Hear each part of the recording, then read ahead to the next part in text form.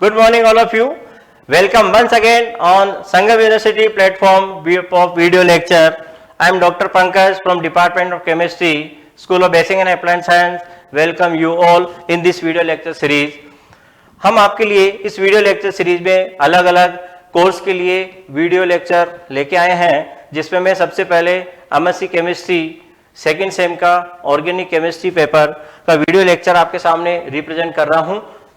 तो ज़्यादा से ज़्यादा बच्चे लाइक करें, शेयर करें और कमेंट करें। Let's start. स्टीरियो आइसोमर की फर्स्ट सीरीज में हम लास्ट टॉपिक में हम देख चुके थे कि ऐसे स्टीरियो आइसोमर जिसमें वन एसिमेट्रिक कार्बन होता है उसकी स्टीरियो केमिस्ट्री क्या होती है और उस पे स्टीरियो एलिमेंट क्या क्या होते हैं, वो सारी चीजें हम देख चुके थे। आज हम देख रहे हैं डाई स्टीरियो आइसोमर्स और molecule with more than one chiral centre, यानी कि एक से ज्यादा कायरल सेंटर वाले कंपाउंड की स्टीरियो केमिस्ट्री क्या होगी और उनकी प्रॉपर्टीज क्या होगी और वो कंपाउंड किस तरह से स्टीरियो केमिस्ट्री या स्टीरियो आइसोमेरिज्म शो करेंगे। Stereo isomerism which are not mirror image to each other are called dia stereo isomers.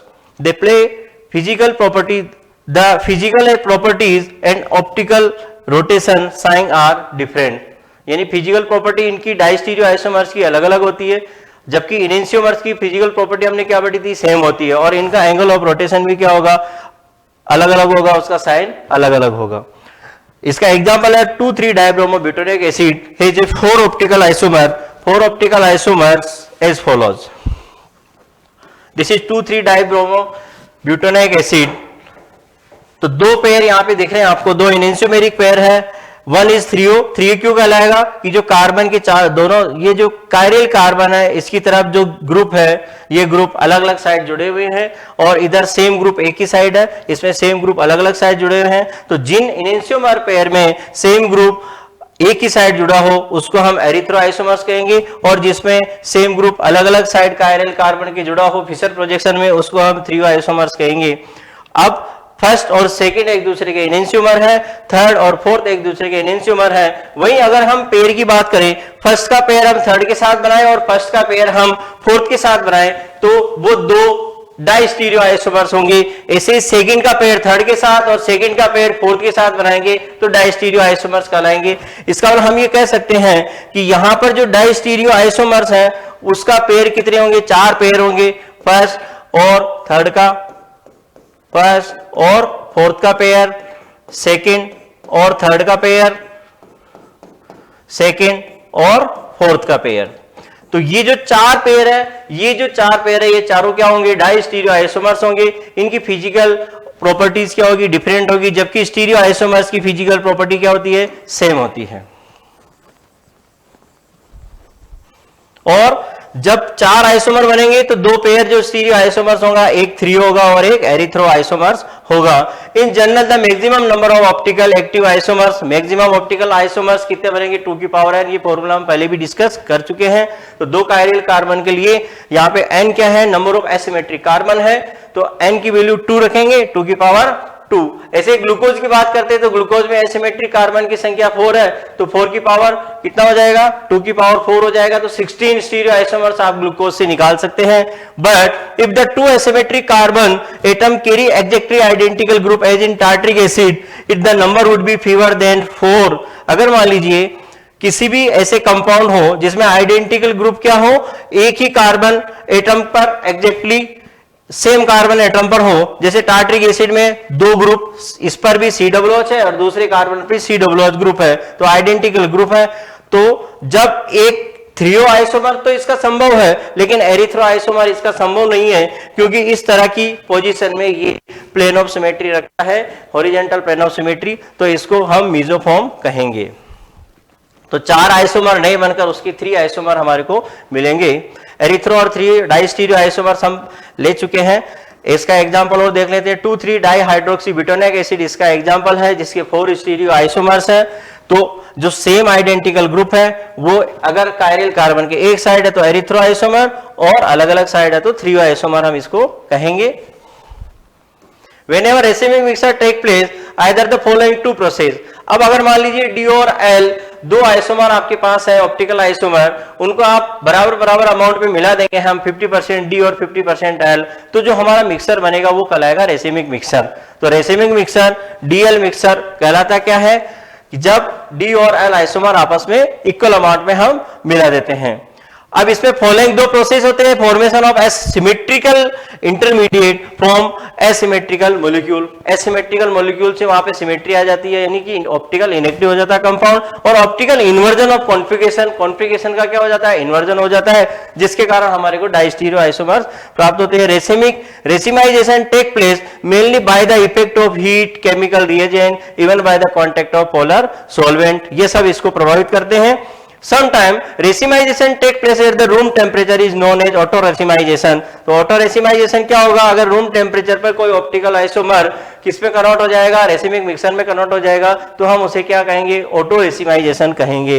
The process of converting of an enantiomer D और L having optical activity into the racemic mixture optical inactive mixture is called racemization. इसके बाद resolution of racemisation. अगर मान लीजिए कोई racemic mixer आपके पास है और उसको सेपरेट आपको करना है, तो उसको सेपरेट करने के लिए आपको कौन से मेथड अप्लाई करने पड़ेंगे, जो सिंपल अपने पास डिस्टिलेशन मेथड है, फ्रैक्शनल डिस्टिलेशन मेथड है, उन मेथड से हम नहीं कर सकते, क्योंकि इनेंशियोमर की जो फिजिकल प्रॉपर्टी वो क्या होती है, सेम होती है, और फिजिकल प्रॉपर्टी जिनकी सेम होती है उनके लिए स्पेशल मेथड हम अप्लाई करेंगे, उनको हम फ्रैक्शनल डिस्टिलेशन या फ्रैक्शनल क्रिस्टलाइजेशन के थ्रू हम सेपरेट नहीं कर सकते हैं।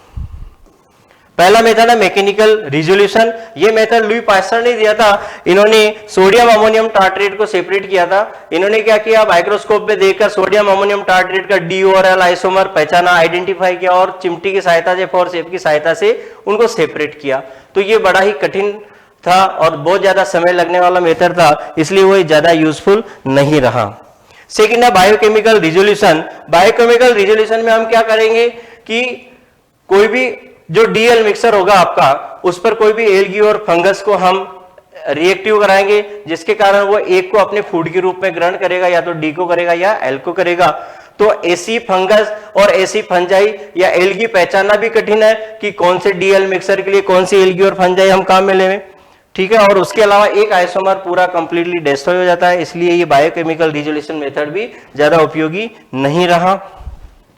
एक एग्जांपल है इसका, जैसे पेनिसिलियम ग्लोकम, किस पर हम अमोनियम टार्ट्रेट पर ग्रो करते हैं, तो ये फर्स्ट टार्ट्रिक एसिड को क्या कर देता है, अपना फूड बना लेता है, केवल माइनस टार्ट्रिक एसिड पीछे बच जाता है। तो this method enantiomers is destroy forever. एक इनेंशियोमर हमेशा के लिए क्या हो जाएगा, डिस्ट्रॉय हो जाएगा।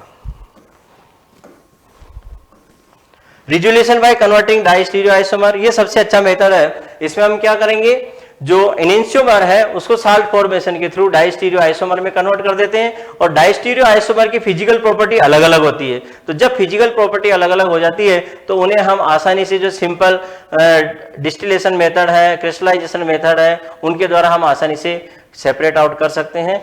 तो ये सबसे अच्छा मेथड है, जिसमें हम इनेंशियोमर को डाइस्टीरियोमर में कन्वर्ट करेंगे साल्ट फॉर्मेशन के थ्रू, और वापस उस मेथड को अपन सेपरेट कर लेंगे वापस उसका साल्ट फॉर्मेशन के थ्रू। तो the resolution of racemic mixture of different compound as follows, acid base, alcohol, aldehyde, amino compound, इस तरह के कंपाउंड हम सेपरेट कर सकते हैं। Resolution by the different absorption as column. If the racemic mixture in solution is allowed to pass through a column of an optical active substance, the enantiomer move down the column at different rate। तो जब अपन column में पास कराएंगे तो absorption जो होगा वो अलग अलग रेट पे होगा। तो वो जो कॉलम, स्पेसिफिक कॉलम होगा, वो केवल ऑप्टिकल आइसोमर कंपाउंड को ही क्या करेगा, एब्जॉर्ब करेगा, और वही नीचे की तरफ आएगा, उसको हम सेपरेट आउट कर सकते हैं। तो इस तरह से हम मेंडेलिक एसिड का सेपरेशन करते हैं स्टार्च एड्जॉर्बेंट की प्रेजेंट में। इसके बाद ऑप्टिकल प्योरिटी। ऑप्टिकल प्योरिटी क्या होती है, जैसे केमिकल रिएक्शन में हम प्रोडक्ट देखते हैं कि लास्ट में फाइनल प्रोडक्ट क्या बना, रिएजेंट रिएक्शन करके प्रोडक्ट बनाएंगे तो प्रोडक्ट की यील्ड देखते हैं। लेकिन जब हम बात करते हैं स्टीरियोकेमिस्ट्री की, तो प्रोडक्ट की यील्ड के साथ साथ जो प्रोडक्ट बना है उसकी स्टीरियोकेमिस्ट्री की भी बात हमारे को करनी पड़ेगी, उसकी स्टीरियोकेमिस्ट्री कैसी है। तो उस स्टीरियोकेमिस्ट्री को हम अप्लाई करेंगे ऑप्टिकल यील्ड के माध्यम से या ऑप्टिकल प्योरिटी के माध्यम से। तो ऑप्टिकल प्योरिटी का फॉर्मूला क्या है, percentage optical purity equal to alpha of the sample upon alpha of the enantiomers into 100 और जो अल्फा होगा वो स्पेसिफिक रोटेशन होगा और स्पेसिफिक रोटेशन को हम किसके थ्रू निकाल सकते हैं? स्पेसिफिक रोटेशन का हम कैलकुलेशन पोलरीमीटर ट्यूब की सहायता से करते हैं। पोलरीमीटर ट्यूब का एक्सपेरिमेंट आपके सिलेबस में है, वो हम फिजिक्स लैब में करेंगे।